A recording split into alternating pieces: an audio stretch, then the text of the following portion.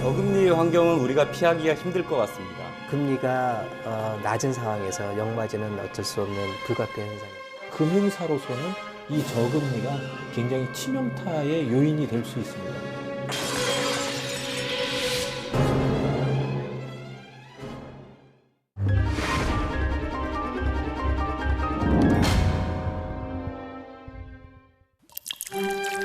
(1980년대) 떨어질 줄 모르는 엔화 강세를 업고 가파르게 급상승했던 일본.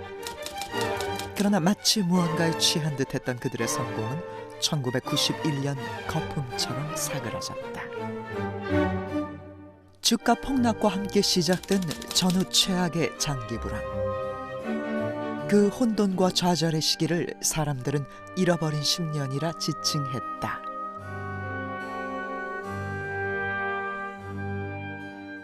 일본의 경우에 90년에 니케이가 붕괴되고 91년에 부동산 버블 붕괴가 있으면서 자산 가격 폭락이 있었죠. 이러한 자산 가격의 하락이 각 경제 주체들의 재무 구조를 악화시키고 부실 채권을 누적시켰습니다. 잃어버린 10년이라는, 그러니까 부동산 가격 폭락, 경기 부진, 그리고 금리 초저금리 시연이라는 이런 여러 가지 복합 불황이 오게 된 거죠. 1997년 11월 일본 경제를 지탱해왔던 금융 시스템을 무너뜨리는 결정적인 사건이 발생했다. 상장증권사로선 처음으로 산유증권이 도산해버린 것이다. 뿐만 아니라 홋카이도 척식은행을 필두로 시중은행들도 줄줄이 폐업. 4대 증권사 중 하나인 야마이치 증권까지 문을 닫으면서 일본의 금융구조는 뿌리째 흔들렸다. 당시 기업들은 은행으로부터 돈을 빌려가지고 그 토지라든가 부동산이라든가 뭐 이런 걸 마구 사모았거든요. 그러다 보니까 은행에 이제 부채가 발생할 거 아닙니까?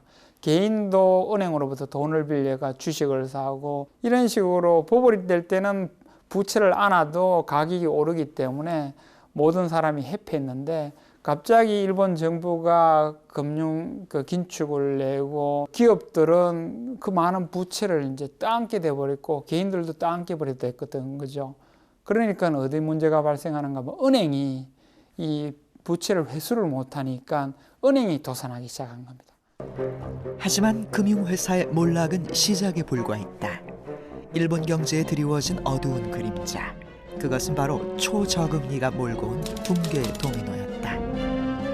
같은 해 5월 업계 13위였던 닛산생명 파산을 시작으로 2000년에는 중견 손해보험회사인 다이이치 화재에 이르기까지 10위권 안팎에 머물던 보험사 9개가 차례로 문을 닫았다. 동시다발적인 연쇄도산은 보험회사는 파산하지 않는다는 소비자의 인식을 송두리째 흔들었다. 이는 보험가입자의 이탈로 이어지는 심각한 부작용을 낳았다. 부동산과 주식의 자산 가격의 하락은 곧바로 보험사의 영업에 충격을 줬다고 할 수가 있습니다. 보험사의 운영 자금이 주식이나 부동산으로 투자되었기 때문에 이러한 자산이 폭락을 했기 때문에 자산 수익이 계속 감소를 하고 이러한 감소가 충격을 주고 그리고 보험사들은 바블 경제기에 높은 금리로 자금을 유치하고 고객을 유치했기 때문에 이러한 고객에게 높은 금리를 제공해야 되는 어려움이 발생하고 적자에 빠졌다고 할 수가 있습니다. 2차 세계대전 이후 경제 부흥기를 거치면서 경이로운 외형 성장을 보여왔던 일본의 보험산업. 특히 80년대 들어 보험사들은 개인연금과 적립보험을 내세우며 앞다퉈 몸집을 불려왔다. 그러나 90년대 들어 금리가 제로 수준까지 떨어지자 보험사의 자산운용 수익률도 곤두박질 쳤고 고금리 상품에 편중돼 있던 성장 전략은 오히려 마이너스가 됐다. 장기적인 계약기간, 높은 예정 이율을 자랑하는 개인연금과 적립보험. 닛산생명과 다이이치 화재의 경우에도 이들 상품에 편중된 수익 구조가 파산의 큰 요인으로 지목됐다. 수익성이 떨어져도 가입자들에겐 기존의 높은 이율로 보상해 주어야 하니 대규모 손실로 이어질 수밖에 없었다는 것이다. 기본적인 원인은 저금리라고 보셔도 되고요. 두 번째는 저금리의 적응하지 못했던 그런 보험사들의 잘못이 있겠죠. 무슨 말씀이냐면은 그 저금리가 찾아올 것을 대비하지 못하고 장기 고정형 금리 상품을 팔아놨기 때문에 이게 저금리 하에서는 운용 측면에서 문제가 생긴 것 아니겠습니까? 그래서 결국은 그 역마진 문제 때문에 장기적으로 누적되다 보니까 오히려 고수익을 찾아서 부동산 투기라든지 이런 쪽에 더 하게 되면서 오히려 더 악순환을 겪게 되었죠. 1980년대 중반 무역 흑자에 따라 일본의 국내 통화량이 증가되자 이는 엔화 시장 안정화를 위한 장기간의 저금리 정책으로 이어졌다. 이로 인해 부동산과 주식 시장으로 막대한 자본이 흘러들어 가격이 폭등했고 80년대 후반엔 도쿄 땅값이 미국 전국토와 맞먹는다는 말이 나올 정도로 일본 전역은 달콤한 거품에 취해 있었다. 결국은 엔화 강세를 용인하게 된 일본 정부가 내수 부양을 통해서 그 기업과 개인들의 그런 불만을 해소하려다 보니까는 과열된 그런 경기를 막지 않고 계속 버블을 만들어갔던 것에서 사실은 그 문제가 발생한 거거든요. 결국은 그게 엔화가 강세를 가게 되면서 그 기업들의 그런 수출이 굉장히 어려워질 것 아니겠습니까? 그래서 그 목표를 내수 부양으로 잡았었던 거죠. 내수 부양을 위해서는 결국은 유동성 확대라는 방안과 금리 인하라는 방안이 가장 중요한 정책 방안으로 사용됐던 그런 것이죠.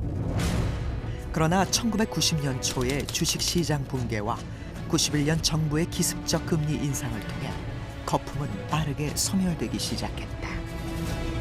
부동산에 과도하게 투자한 기업과 가게의 파산으로 불량 채권이 급증했고 이는 금융기관의 경영 악화까지 초래했다. 부실 채권 부담과 실물 경제 개선을 위해 시작된 초저금리 정책은 오히려 주식시장 침체와 함께 보험회사의 자산운용 환경을 악화시키는 결과를 낳았다. 잃어버린 10년 사이에 그 경제를 활성화하는 방향에 있어서도 방향성을 잃고 계속적으로 그냥 금리만 계속적으로 내리거나 아니면은 쓸데없는데 돈을 퍼붓는 그런 실수를 했습니다. 그 결과 어떻게 됐냐 하면은 재정 적자가 갑자기 GDP의 200% 이상이 되는 그런 어떤 악성 채무국이 되어버렸고 금리는 금리대로 낮아져 가지고 1999년에는 금리가 제로금리 상태로 됨으로 해가지고 더욱더 경제의 활력을 잃게 만드는 그런 우려를 범해했던 거죠. 부실 금융기관의 구조조정 대신 초저금리라는 충격 완화 정책을 선택했던 일본 정부. 그러나 초저금리가 장기화되자 부실 기업들의 퇴출이 지연되면서 이는 더 큰 경기 침체로 이어졌다.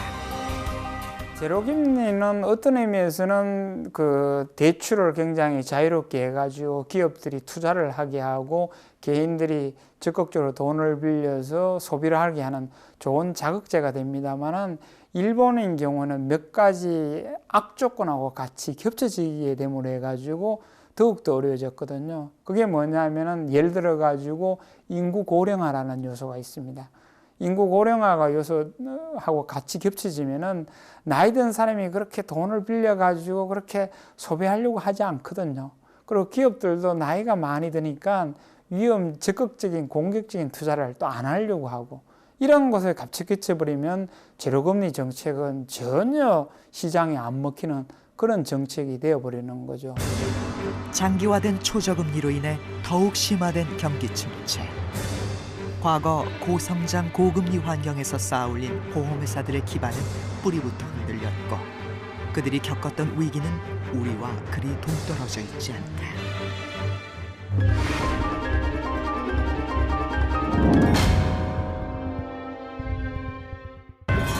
고령화에 따른 대한민국 인구 구조 변화와 저성장 저금리 시대가 도래했다는 경고.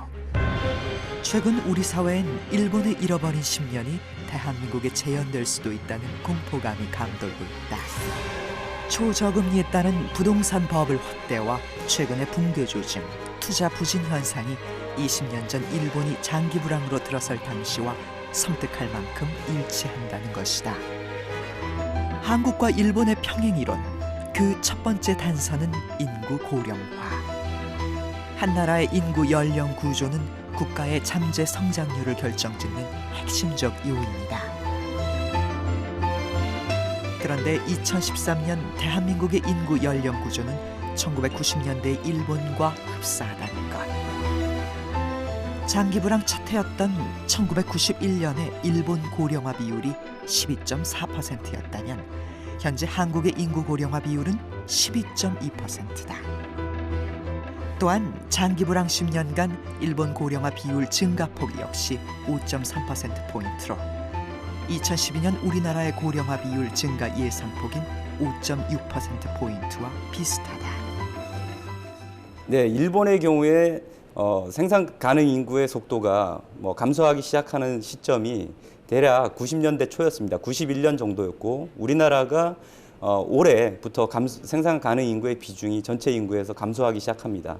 정확하게 우리가 일본에 비해서 21년 정도 좀 천천히 간다라고 볼 수 있는데 생산 가능 인구가 떨어지는 속도에 있어서는 출산율을 비교해 보면 알 수 있습니다. 일본의 경우에 최저 출산율이 1.27명 정도였는데 우리의 경우에 2005년도에 1.05명까지 떨어졌기 때문에 거의 가임 여성이 평생 동안 낳는 아기의 숫자가 한 명밖에 안 된다는 얘기고, 그 인구 구조가 악화되는 것을 어떻게 하면 가능한 한 시간을 지연할 수 있는, 그러니까 여성 근로 인구 비중을 높인다든가 아니면은 해외 인구를 유입한다든가 아니면은 출산을 장려하고 또 복지를 확대해서 아이를 많이 낳을 수 있게 한다든가 하는 여러 가지 방안으로 속도를 늦출 수는 있습니다만은 큰 흐름에서의 근로 가능 인구의 감소는 피할 수는 없는 거죠. 90년대 일본과 2013년 대한민국 사이의 평행 이론.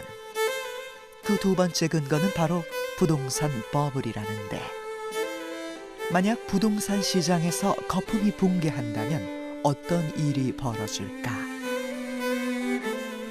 일본의 택지 가격은 버블 붕괴 이전 10년간 69.8% 증가한 뒤 장기 불황이 시작된 지난 91년부터 하락하기 시작했다. 한국 주택매매 가격지수 역시 지난 10년간 68.5% 상승한 뒤 멈춘 상태. 일본의 부동산 버블 붕괴 초기 상황과 유사한 양상을 보이고 있다. 전 세계적으로 보면 2000년대에 발생한 부동산 주택 버블의 규모는 글로벌 기준으로 보면 상대적으로 약한 편에 속합니다. 오히려 이것은 뭐냐면은 전 세계적으로 같이 유동성 완화와 저금리를 통해서 좀 어떻게 보면은 그 경기를 살리는 움직임이 과한 측면에서 같이 정책 기조를 맞춰가다 보니까 발생한 그런 모습이 있거든요. 그래서 상대적으로 한국은 갖가지 그런 금융 규제를 통해서 그 부동산 버블의 속도를 완화시켰습니다만은 대세를 거스를 수는 없었죠. 그래서 결국은 어떻게 보면 비슷하지만 어떻게 보면은 다른 원인을 갖고 있는 거죠. 평행 이론의 가장 강력한 근거로 대두되고 있는 또 다른 징후는 저금리. 일본의 잃어버린 10년 뒤엔 장기적인 초저금리가 원인 중 하나로 지목되어 있다. 지난 1980년 31.7%였던 일본의 GDP 대비 총 투자 비율은 20년 뒤 20.5%로 떨어졌다. 그리고 최근 대한민국의 GDP 대비 총 투자 비율 역시 1990년 36.2%에서 2000년 27.4%로 비슷한 하향세. 일본의 잃어버린 10년처럼 저성장 기조가 시작된 것이다. GDP 경제 성장률이 높을 거라 생각하면 금리는 올라갈 것이고요. GDP 성장률이 떨어지게 되면 금리는 낮아지게 될 것인데, 우리나라의 경우에는 GDP 경제 성장률이 항상 오른 적도 없었고요. 그렇다고 항상 내린 적도 없었습니다. 그러나 최근의 경우에 잠재 성장률보다 낮게 그 GDP 성장률이 지속되면서 저금리가 2011년 8월 이후에 계속적으로 한 번도 오르지 않고 지금까지 이어지고 있다는 것이 과거와는 좀 다른 패턴이라고 볼 수가 있겠습니다. 당분간 저금리 기조는 이어질 가능성이 높아 보입니다.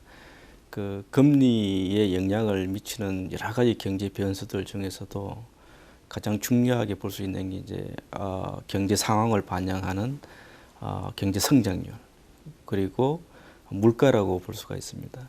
근데 아시다시피 전 세계적으로 세계 경제 성장률이 올해 또 낮은 수준으로 예상이 되고요.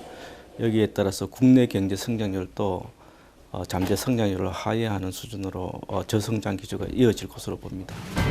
만약 이대로 초저금리가 고착화될 경우 일본의 전철을 그대로 밟게 되는 건 아닐까. 평행 이론 그 속엔 대한민국 역시 일본이 10여 년 전 겪었던 도산의 늪에 빠질 수 있다는 위기의식이 도사리고 있다.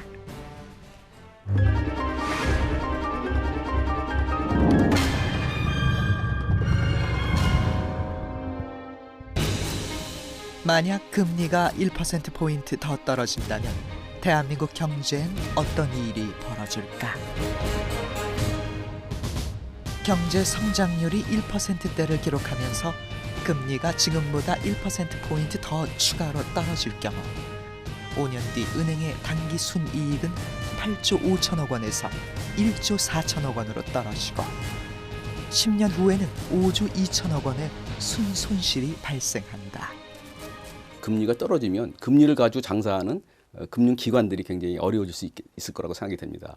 특히 예를 들면은 그 은행 같은 경우에는 금리가 떨어지면 예금 이자와 대출 이자 간의 그 간격인 예대 마진이 떨어집니다. 예대 마진이 떨어지니까 그만큼 금융기관의 수익성이 이제 좀 나빠질 수 있다 이렇게 생각이 될 수 있겠습니다. 근데 수익성이 나빠지면 결국에는 금융기관들이 대출을 갖다가 이렇게 늘릴 수가 없는 상황이 되니까 기업들도 은행으로부터 돈 꾸는 게 좀 어려워지게 되게 되면 실물 부분에 대한 그 지원이 조금 이제 어려워질 수 있기 때문에 경제가 조금 더 좀 어려워질 수 있다.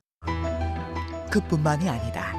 초저금리 시나리오대로라면 자기자본 비율 역시 2012년 14.02%에서 2017년 13.59%, 2022년 11.62%로 점차 추락할 것이 예측된다. 이를 단순한 미래 시나리오로만 간과해선 안 될 이유가 있다. 만약 이대로 경기 회복 조짐이 보이지 않을 경우 한국은행 측에서 기준금리를 추가로 인하할 가능성도 배제할 수 없기 때문이다. 저금리 기조의 고착이라는 것은 기본적으로 금리에 대한 사람들의 금리 민감도를 굉장히 높이는 그런 효과를 가지게 됩니다. 쉽게 말씀드리면은 금리가 10%일 때 0.1%하고 금리가 5%일 때 0.1%, 금리가 3%일 때 0.1%는 느낌에 따라서 그 크기가 굉장히 다르게 느껴진다는 것이죠. 지금 현재 금리가 만약 좀 더 지속된다고 할 것 같으면은 아마도 사람들은 0.1%라도 높은 금리를 쫓아서 자기의 자금을 움직일 수밖에 없을 것 같고요. 이 과정 속에서 금융기관 간 금리 경쟁이 격화될 가능성이 있어 보입니다. 위기가 닥친 것은 보험업계 역시 마찬가지. 만약 시중금리가 1%포인트 넘게 떨어진다면 국내 생보사와 중소형 손보사는 당장 오는 2015년부터 단기 손실이 발생할 것으로 보험연구원은 추정하고 있다. 우리나라 보험회사들의 특징적인 수익 구조는 저축성 상품, 연금과 같은 저축성 상품을 설계사 채널을 통해서 팔고 거기서 들어온 자금을 안전자산인 장기 국공채로 운용하고 있는 상태고요.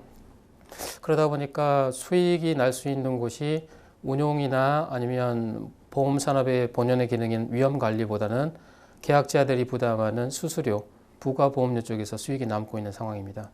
보험의 그 보험금을 지급하는 그 원천이 결국에는 그 보험회사가 일반 보험 가입자로부터 받은 보험료를 가지고 이제 그 투자 수익을 올려서 그걸 돌려주는 그런 건데 2000년대 초반부터 중반까지 많은 우리나라의 그 생명보험회사, 특히 대형 생명보험회사들이 그 확정 고금리 상품을 많이 팔았습니다. 그래서 굉장히 외형을 늘리는 그런 과정을 거쳤는데 그 상황하고 이제 보험회사가 이제 수익을 올리기 위한 투자를 하기 위해서 지금 상황을 보니까 저금리라서 그 자기들이 보장했던 그 확정 금리를 보장할 수 없는 식의 그런 상황이 이제 발생하고 있는 겁니다. 당장 눈에 띄는 파이 키우기에만 골몰했던 대한민국의 보험사들. 저금리 시대를 예측하지 못했던 고수익 고금리 저축성 상품 위주의 판매 행태는 이제 역마진의 역습을 고스란히 받고 있다.